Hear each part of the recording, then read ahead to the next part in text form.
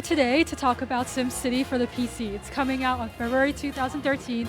We're really excited to bring this franchise back to the PC. We're here to show off our 3D constructible world. We're also here to show off our revolutionary new Glassbox simulation engine, where everything you see, we sim. And we're also here to show how your Sims and your city will respond to you. So we're really excited to bring Glassbox. We actually believe that the PCs are actually powerful enough for us to create an engine like Glassbox. What it does is that it simulates everything in the game. Every sim, every car, even resources, they're all agents that's powered by the Glassbox engine. And what it does is that it feeds into your town. So you can kind of see where Sims are going, these resources. Sims go to work, they have jobs, they have homes, they can also go to other cities, they can be workers in other cities, and it's all powered by Glassbox. Effects and animation are tied directly to simulation rules. So what you see is always a one-to-one representation of what the simulation is doing. What we really want to do was make SimCity fun and data fun. So what happens now is that your city will respond to you. So if you're not doing something right, you'll have protesters at City Hall because they're going to be protesting, and you need to figure out what's wrong and why they're protesting. And then what we've done is we've pulled up kind of a data layer. So instead of spreadsheets, you're kind of looking at data visualization in a really fun way. So you can kind of see grids that are color-coded to show where you might have issues, where you might need to place more power, where you might need to place more transportation. It's all communicated now. What you'll also see is that the buildings will actually indicate what's going on. For example, a coal factory. If you have a coal plant and you see that there's coal in it, that means that there's enough coal for it to function.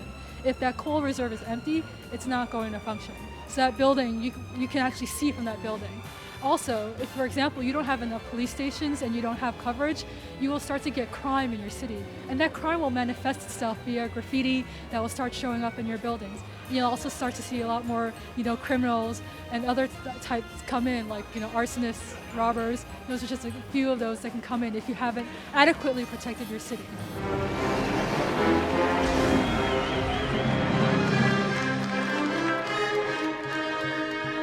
So we're really excited about the city level detail that you're going to have in this game. There's a lot of customization and creativity that we built into the game. So for example, our #1 most requested feature, curvy roads, is now here. So you can actually draw curvy roads. We've had people on the dev team build cities that look like guitars and R2-D2 because of the curvy roads.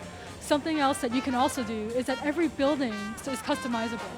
So you can kind of go in and you can add modules. So for example, if you build a fire station, you can kind of add extra garages, and that will add an extra fire truck. So not only does it visually change the way your fire station looks, it can actually also increase the capacity of what your fire station will cover.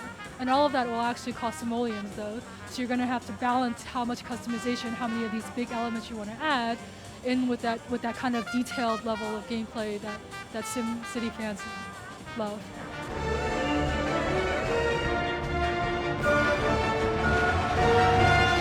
Well, the design philosophy is actually, it's to make data fun. So what we've done is we've taken a lot of the tools that we've learned from like Google Maps and all of that. So instead of looking at vast amounts of spreadsheets and charts, you're kind of looking at these grids, and everything's kind of color-coded and powered up. And so you can kind of see, like if I don't have enough power in the city, I can pull up the power layer and the grid's going to be all red. My UI is actually also going to tell me when I'm having issues. So if I don't have enough water, the water icon will start flashing, indicating to me that I need to do something about it. So even though there's a lot more control, there's also like a lot of simplified ways and indications from the game to show you this is what I need to do to address it.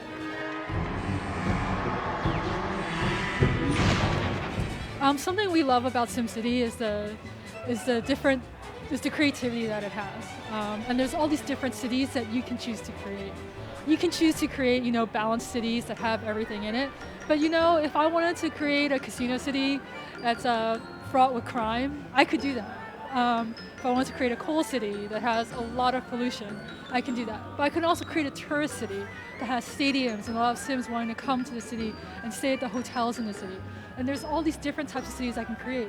within each of these different types of cities, I can also kind of lay out the city however I want, because now that I have curvy roads, kind of go in, I can zone, my residential, and I can zone my businesses in different ways around these roads, and kind of build this living, breathing city. And so even though I might have a pollution-ridden city, and someone else might have a pollution-ridden city, they're going to be two completely different cities, because I, as an individual, was the one who decided, I want that there, I want this road there, and I want my city to look like this.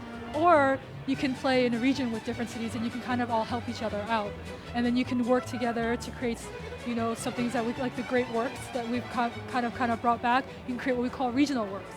So you kind of work together. Every city can provide certain resources that are needed depending on what you specialize in to create this regional work, and everyone will benefit from it in the end. One city could make more money, the other city could get a lot more tourists, other cities can get a lot more workers. So all of that will really benefit all the cities that work together and are connected.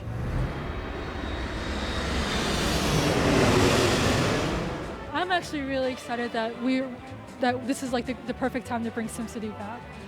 We haven't been out on PC in so long, and I think now we can finally bring all these upgrades. And with Glassbox, it actually really makes your simulation so much more powerful and so much more true to life than we've ever been able to do before. So I'm really excited about that. So SimCity is coming to PC in February 2013.